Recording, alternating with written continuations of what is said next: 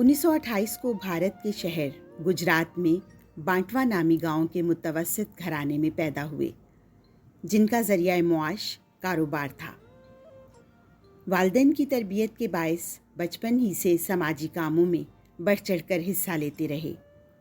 मुरव्विजा तालीम तो वो कुछ ज़्यादा हासिल नहीं कर सके, लेकिन ज़िंदगी के अमली तजुर्बात और नशेबो फराज ने उन्हें वो कुछ सिखा दिया जो आम तालीमी इदारों में उम्रें गुजारने के बाद भी नहीं सीखा जा सकता।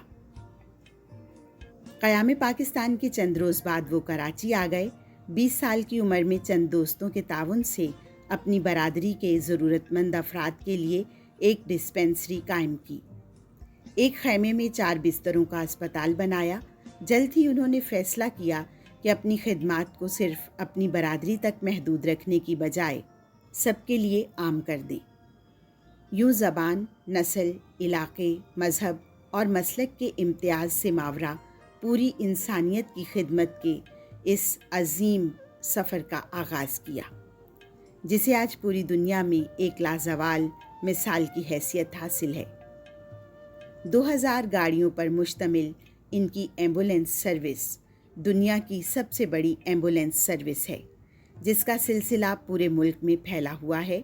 इस बेड़े में एयर एम्बुलेंस की शमूलियत उनके बेमिसाल अज़्म व हिम्मत का ज़िंदा सबूत है।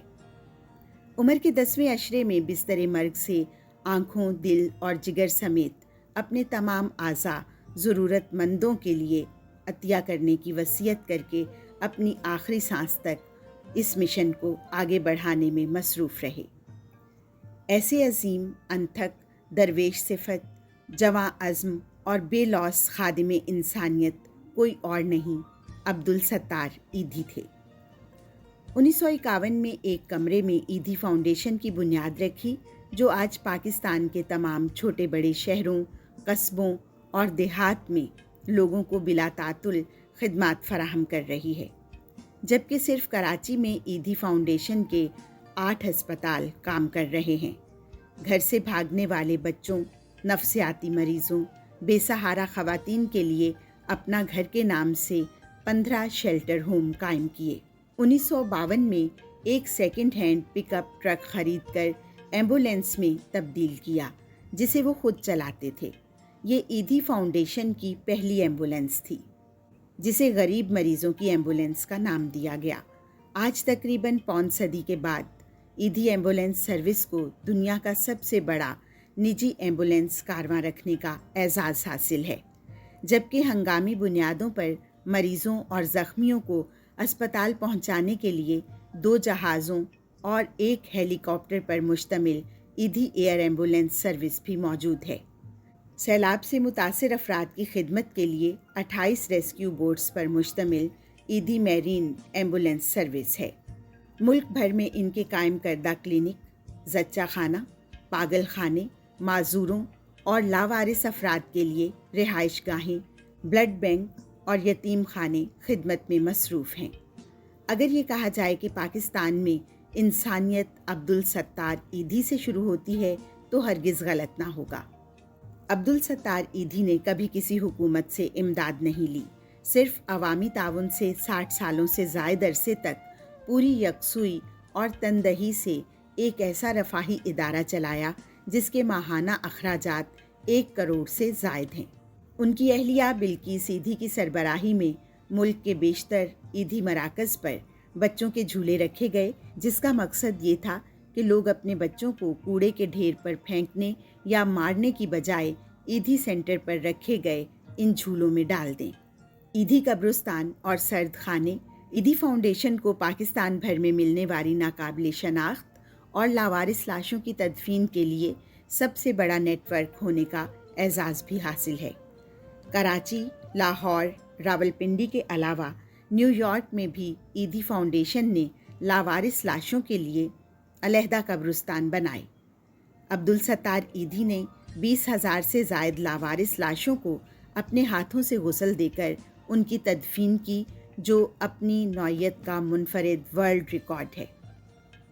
पाकिस्तान के तमाम बड़े शहरों की मेट्रोपॉलिटन कॉरपोरेशंस का हादसात, कत्ल और समुंदर में डूब कर मरने वाली ناقابل شناخت لاشوں کی تدفین کا ایدی فاؤنڈیشن سے سالانہ معاہدہ ہے۔ ایدی فاؤنڈیشن کی طرف سے غریب اور مستحق افراد کی تدفین کے لیے تابوت اور کفن بھی مفت فراہم کیے جاتے ہیں۔ ایدی مردہ خانوں میں غیر مسلموں کو ان کے مذہبی عقائد کے مطابق غسل اور کفن دیا جاتا ہے۔ 1987 میں سہراب گوٹ کے نزدیک ایدی سرد خانے کا قیام عمل میں لایا گیا۔